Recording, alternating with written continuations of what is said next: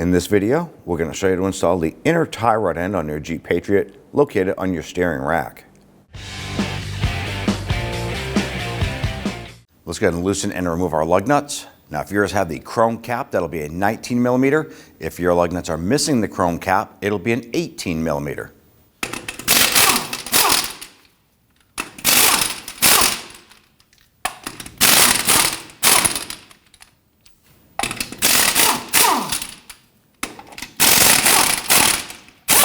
Let's go ahead and remove our center cap and set that aside.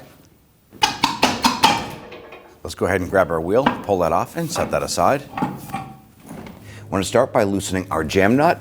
We're going to use a pair of large pliers here and break this free.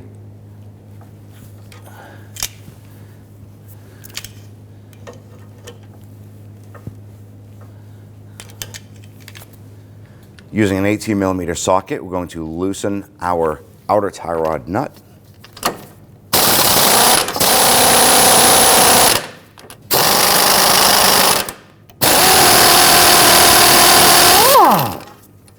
Now I want to go ahead and remove our outer tie rod, but we want to go ahead and count the amount of revolutions it takes off of our inner tie rod.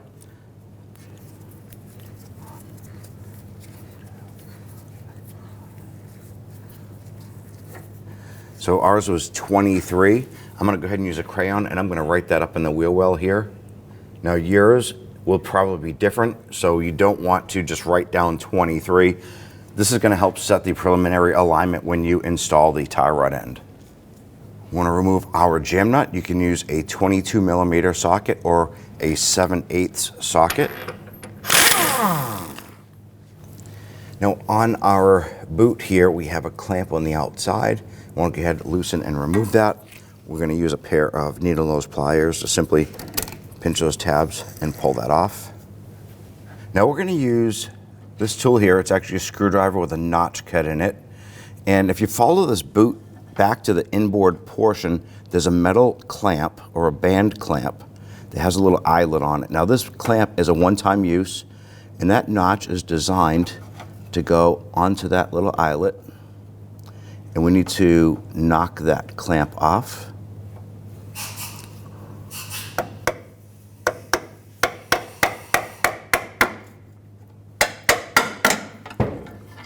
Now that that clamp is separated, we can grab that bellows boot and want to pull this off.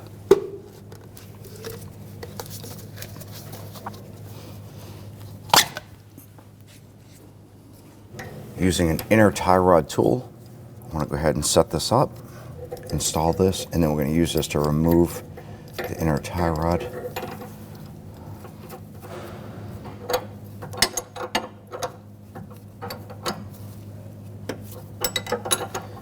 Now I'm going to go over to the passenger side wheel and I'm going to turn it so that the steering rack comes out further this way here.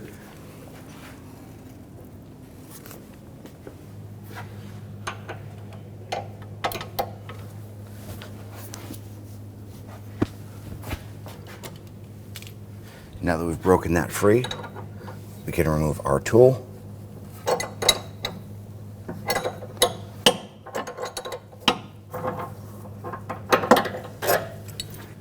And then unthread the inner tie rod. Now on the old inner tie rod, you're going to have this plastic collar here. I'm going to pop that off and we're going to transfer it onto the new one. You do want to make sure that there's ample amount of grease on the inside of your tie rod as well. If not, go ahead and pack that full of grease. Then we can go ahead and install this. Now as we thread this on, I want to make sure that that plastic collar is centered. So just hold that in place while you spin that on.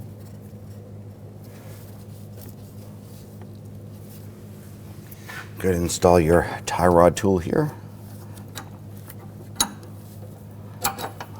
Now we want to torque this down to 58 foot-pounds.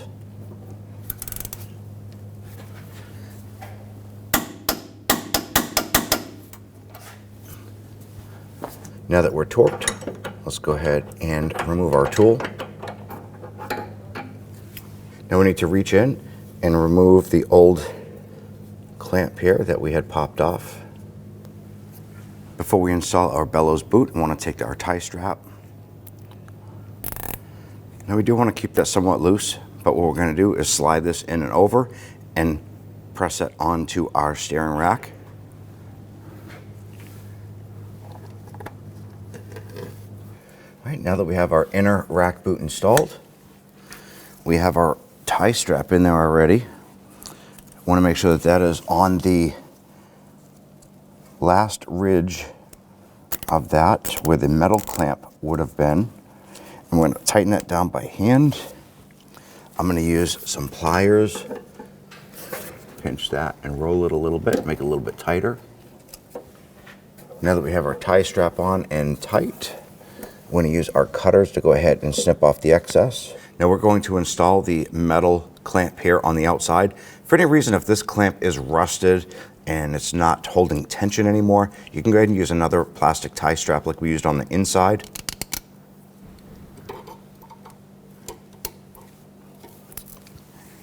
Go ahead and install the jam nut.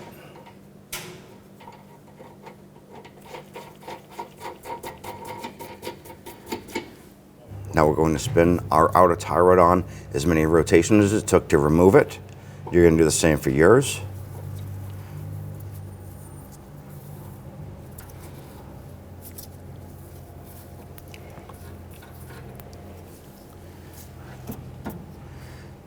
I'm going to go ahead and spin that jam nut out just so it bumps up against the tie rod on the outer tie rod there. I'll go ahead and line this up.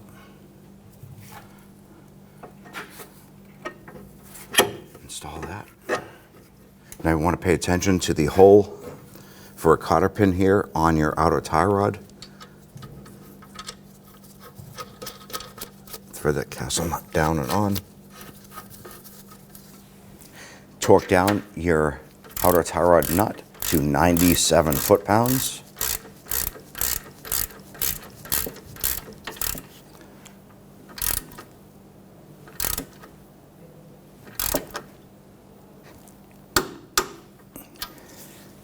Now you're going to watch for the hole for the cotter pin to fit through the castle nut. Now if the notch in the castle nut does not line up with the hole, continue to tighten the nut until the next notch lines up. Never back the nut off for it to line up. Install the cotter pin. Go ahead and bend that tab up and over.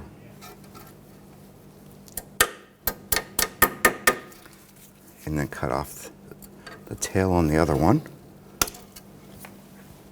When tightening down the jam nut, you want to torque this, if you have the ability to do so, to 55 foot-pounds in our case. I'm going to simply use a pair of these pliers here.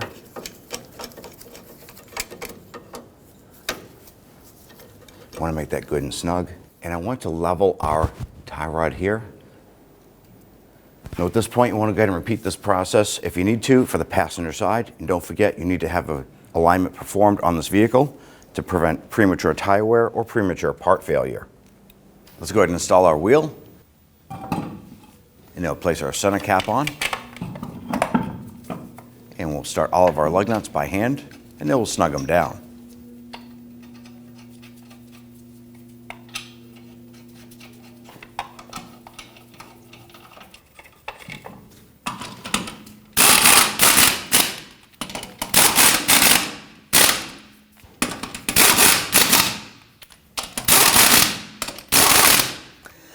It's going to torque down our lug nuts to 100 foot-pounds, and we prefer to do this in a crisscross pattern.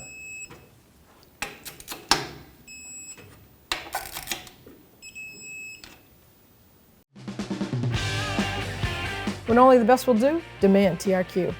The only company that lets you view before you do. TRQ is committed to offering the highest quality aftermarket auto parts that are engineered for peace of mind. Thanks for using and viewing with TRQ.